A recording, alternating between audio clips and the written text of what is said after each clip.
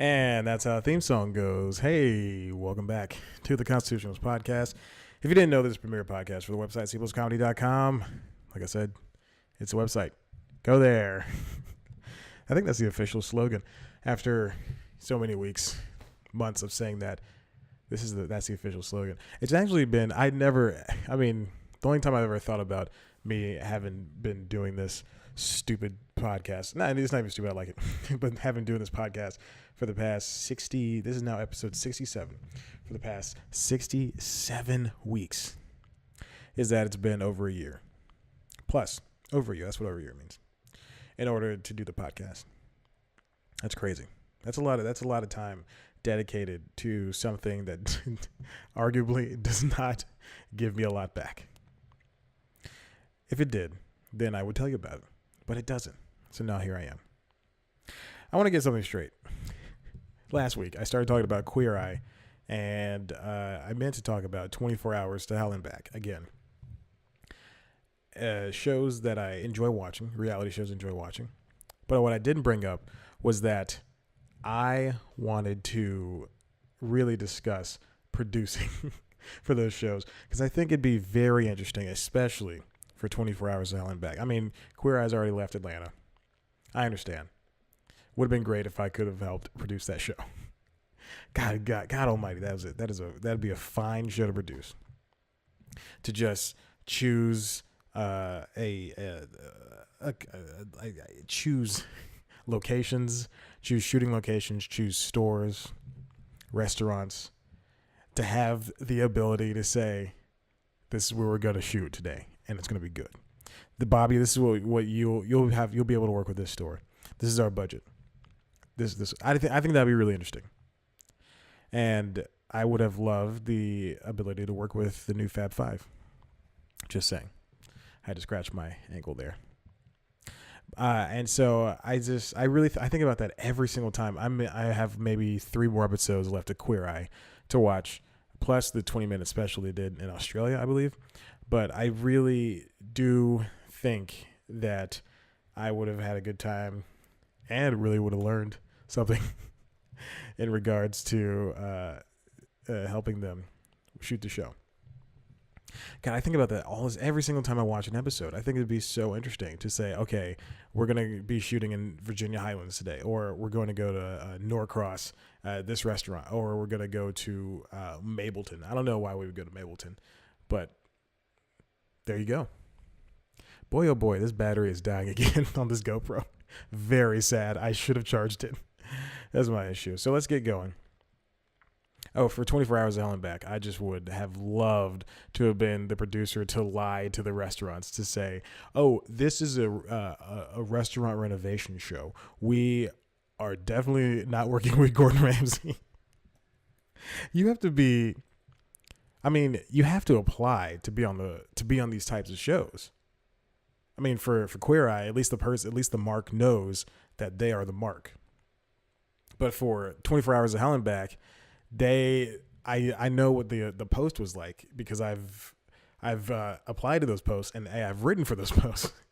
So I know that for the 24 Hours of Hell and Back, they wrote, are you a struggling restaurant that think you might close in the next few months? Are you getting bad reviews or something like that? Is your clientele dwindling? That's exactly what they wrote.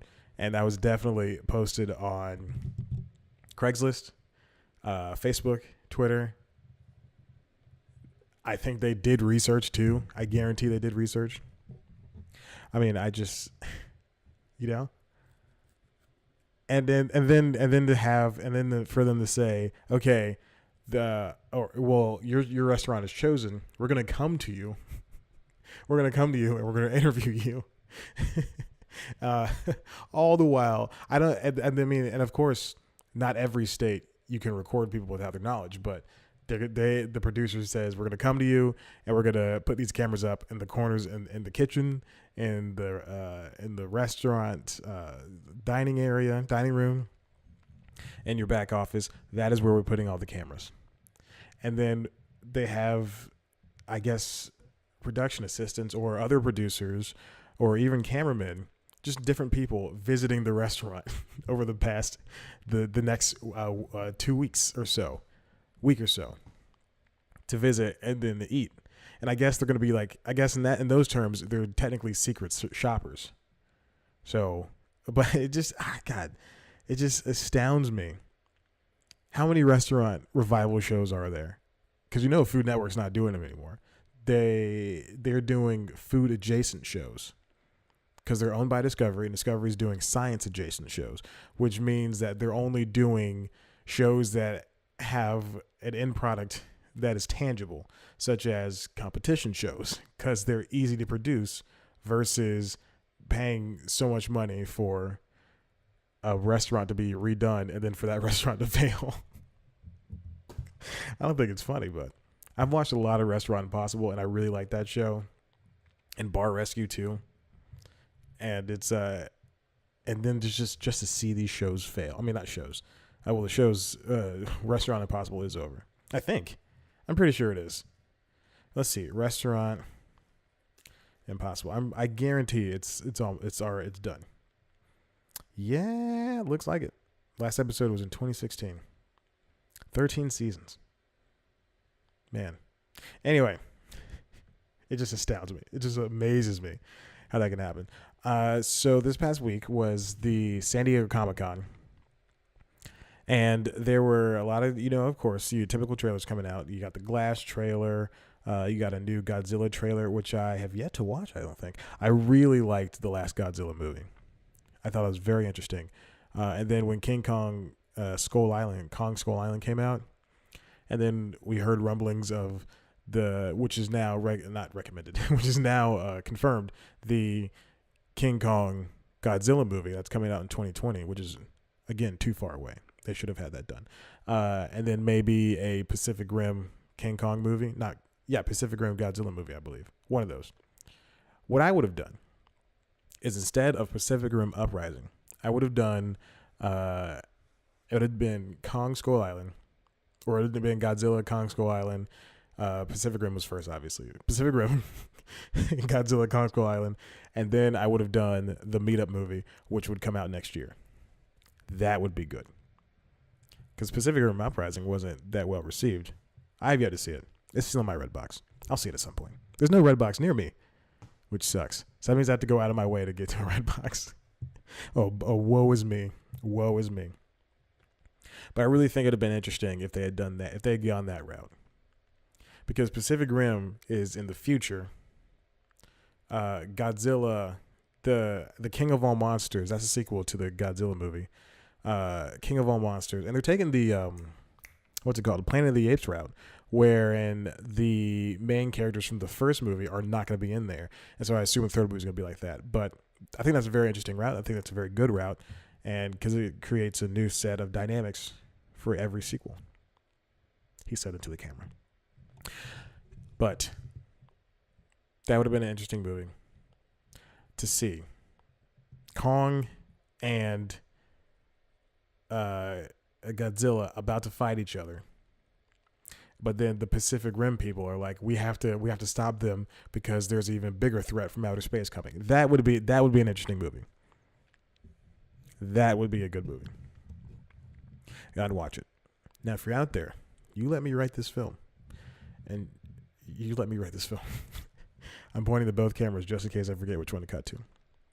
Okay, so one of the trailers I want to talk about is the Shazam trailer that came out. If you don't know who Shazam is, he's a character that is a little boy who turns into a magic superhero that's as strong as Superman, and he's an orphan, and all he has to do is say the name Shazam.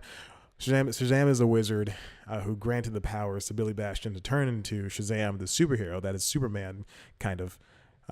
His name used to be Captain Marvel, and then there's this whole thing between, DC and Marvel really didn't talk about it, but they there's a Captain Marvel for DC, there's a Captain Marvel for Marvel, and then they DC just kind of turned into the name Shazam.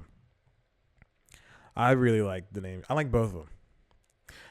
Dwayne Johnson is supposed to play Black Adam, but he's going to be in his own movie, which for some reason, I don't understand why we had to have that. So I guess who's the bad guy for Shazam's movie? Anyway, the trailer looks it looks a little bit lighter in tone as opposed to the other DC films, which I really don't care about because these are superhero movies and they don't matter in the long run. In 10 years, these movies won't matter. I say that now, but it's the 10th anniversary of The Dark Knight, and it's still heralded as one of the greatest superhero movies of all time, which I do not argue with, which is true. So Billy Bastion, we get the first half of the trailer as him. We know he's an orphan. This apparently takes place in the same universe as Batman versus Superman and Justice League and all that stuff. Speaking of which, a little divergence here, which I have not seen Allegiant Part 1 yet. I got halfway through the movie, which also reminds me I have yet to see Mockingjay Part 2 for the Hunger Games movies. I saw Part 1 in theaters, and then I said no more. And then I put it on.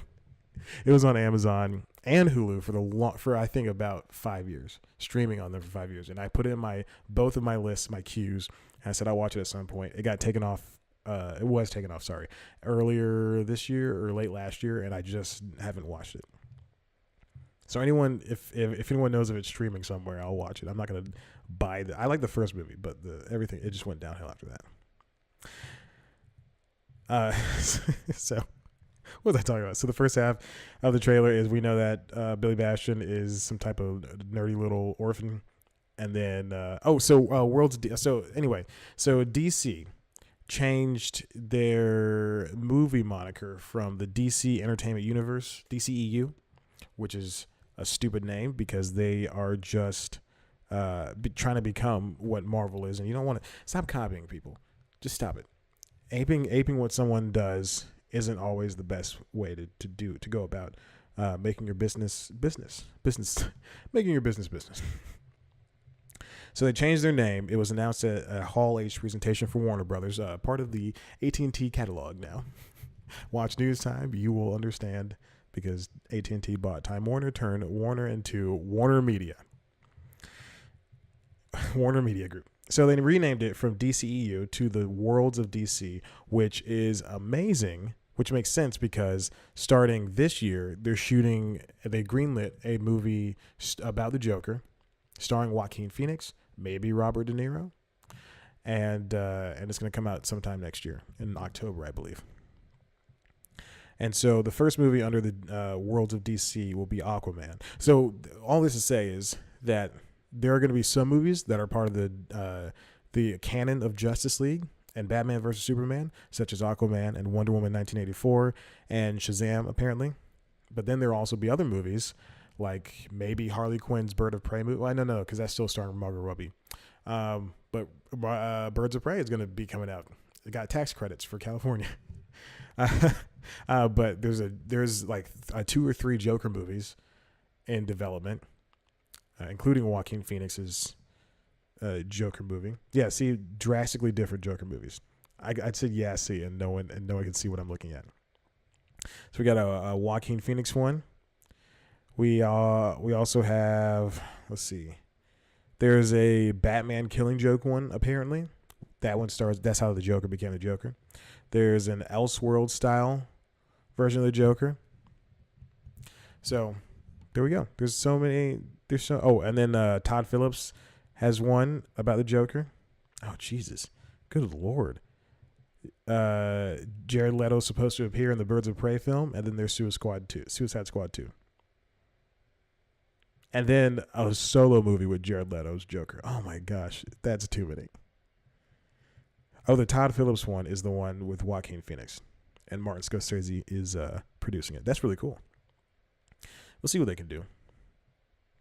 Then there's a Lobo movie, which I would assume wouldn't be in the canon. I don't think they would have a mass murderer, superpowered alien, in the same universe as the mainline Batman and Superman stuff. But I think Worlds of DC is a good idea because you don't need. I know Marvel is successful, but all of these superhero movies, with the exception of a title, I can say this, Kick-Ass, because I'm trying to keep this show clean. I gotta keep this show clean for the kids, and future job prospects. So Kick-Ass was good. I think Kick-Ass 2 was all right. I don't remember that much, but I own Kick-Ass and I've seen it too many times. But there's a lot of superhero movies on both Marvel and DC that are just garbage, not garbage, that just don't live up to expectations. Infinity War, Justice League, the first Iron Man. I think the third Iron Man is a good one. Very fun because I like the song at the end and the end credits. All right, I don't want to get tagged for copyright infringement. So anyway, second half of the trailer of Shazam. He meets the wizard. He becomes Zachary Levi Shazam. Now, he's obviously wearing a suit that is making him a little bit more muscular, which is very off-putting because, Zachary Levi is not that big of a guy. And he's an older guy, so he's not – an older guy, I mean, he's in his 40s, so he's not going to – I think so. So he's not going to be able to get to the body.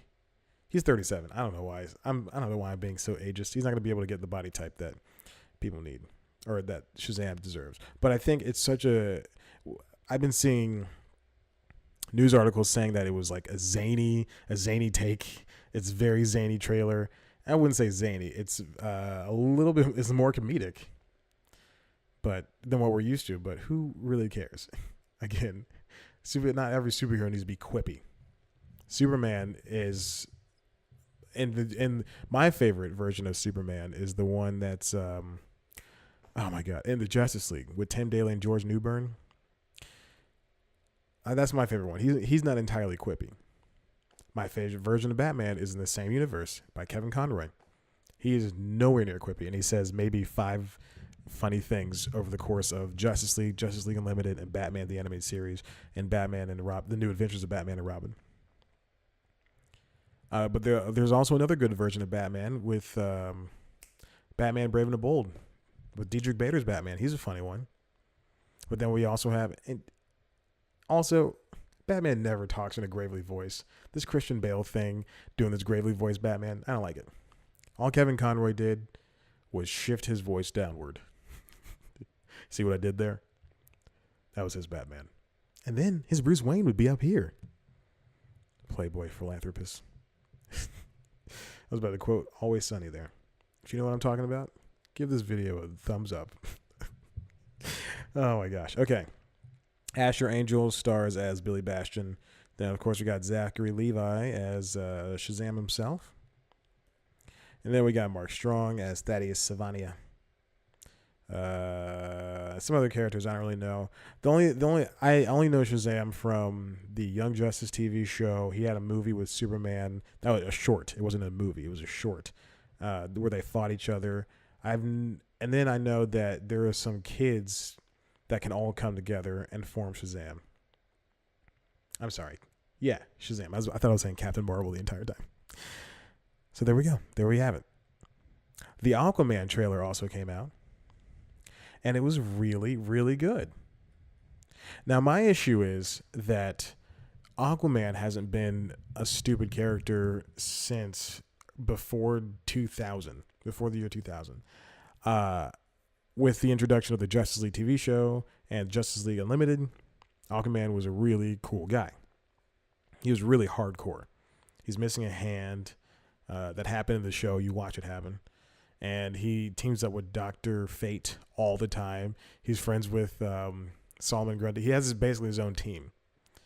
And now we have Jason Momoa's Aquaman, who is really, really good. Really, really cool. James Wan did a great job directing this movie.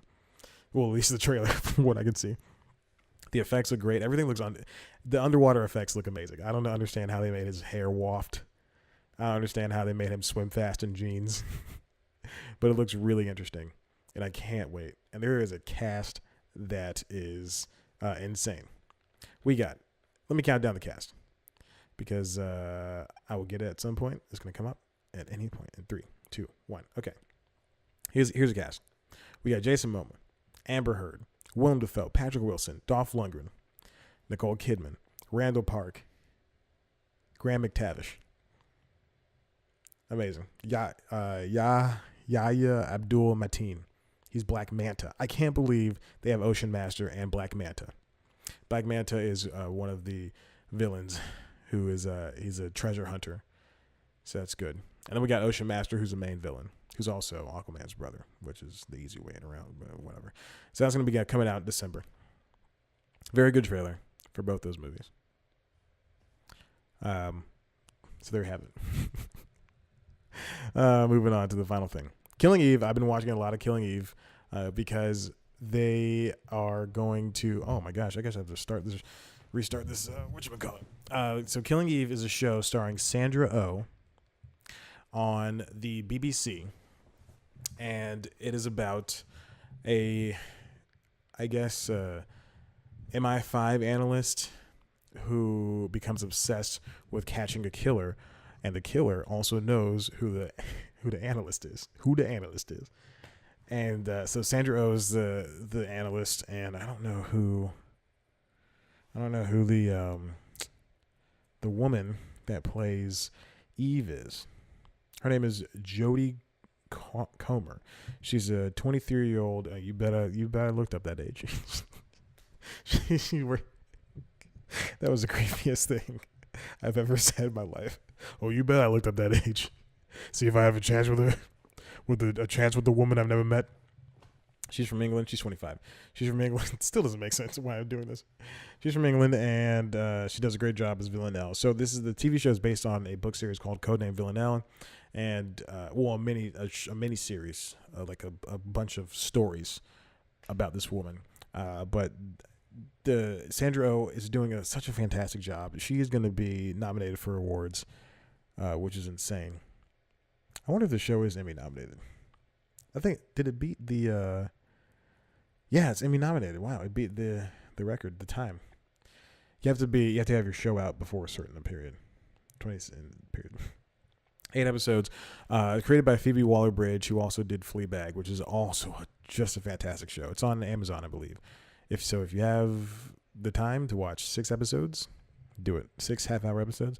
This is an hour-long show. It's a very dark but still funny drama with a lot of depth. So if you're not, oof, boy, but it's got a lot of personality. Villanelle is very creative. She's very dastardly. If I must say, she's very dastardly, and I really enjoy it. It's a good show, and there's kind of this sick. Villanelle's a bisexual. There's a bug that just flew by. A bisexual villain who will do anything, who will sleep with anyone and kill them afterwards in order to get the job done, or just for fun. And there's a lot of sexual tension between her and Sandra Oh's character, which is so funny. You'll feel it because it's a very funny show. Phoebe Waller-Bridge did a terrific job, and I only have, I think, 2 more days. No, I have 1 more day to watch the last 2 episodes. I watched, I think, 2 episodes yesterday. I don't like to watch hour-long shows. I don't like to watch multiple episodes of hour-long shows in a day because it's just too much for me. That's 88 minutes that I could have dedicated to half-hour comedies. But I think it's a good show, and so I have 1 more day to watch the last 2 episodes before they disappear from the AMC app, which I'm not fond of. Same thing I got to do with a bunch of other shows on FX, like Trust and Pose. Pose just ended its first season, so I want to check that out because I missed the assassination of Giovanni Versace, and I would have loved to watch that because I heard Darren Criss is amazing, and I like Darren Criss. He's a handsome guy. I was gonna say fun guy, as if I know him. He's a real cool bro. He and I hang out all the time. We're really good. Also, update. You may have noticed if you're watching this or news time that that battery's about to die on that GoPro. I better end this episode. That that my watch has been missing for the past 3 weeks, almost a month actually. Well, it's a Garmin Vivo Active HR. I got into the pool on July 4th, and it died, even though it is supposed to be a swimmer's watch. It's a multi-hyphenate sport watch, and a smartwatch too.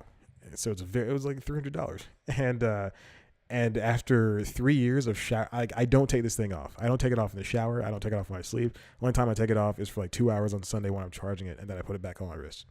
And then it died in the pool. So I started freaking out. I sent it in as soon as I could. They sent it to Garmin. Sent it to So whoever at Garmin sent it to the wrong address. They wrote down the wrong address, and so the post office within one day sent it back, and I couldn't intercept it. And then so I called Garmin that day that I found out that happened, and they said, okay, well, we'll next day air you another watch. And I said, great, perfect. It's been about 5 days, and I finally got it today. No, it's been almost 7 days. It's been 7 days because he did not next day air it, but the person did send it. It was supposed to arrive on Monday. My new address does not exactly have a concierge desk or a leasing office. It's just an apartment house. It's a building with 4 apartments that a guy owns. And the UPS guy drove up and said, nope, and then left. And then he delivered it to a UPS pickup point, a local dog washing place right down the street. So there we have it. So now it's charging right now. I can't wait to put it back on and to track my workouts again. Oh, my God, because that has been just a heck of a time writing everything down. I don't know how many calories I've burned or how many steps I've taken. Anyway, that's the end of this episode. This battery is about to die on both of these cameras. If you like this, if you like what you heard, if you like what you saw, head on over to cpluscomedy.com where there's some stuff going on. I swear to God, guys, I have an interview I need to type up, which I have not done in 3 weeks. I set up underwriting interviews. I'm trying to get a part of the Netflix Press Center suite and the Hulu Press Center suite, but no one's responding to my emails. Follow us on Twitter at @CPlusComedy. Follow me on Twitter at Chad Black White. Oh my God, the camera turned off. Like us on Facebook. I hope the camera over here is still recording. And yeah, it is. It's about to die. Listen to the go to youtube.com/CPlusComedy to watch News Time premiere show for youtube.com/CPlusComedy. It's a show where we do news stuff for entertainment news. I really have to end this because the camera's about to die. Okay, thanks so much. Bye.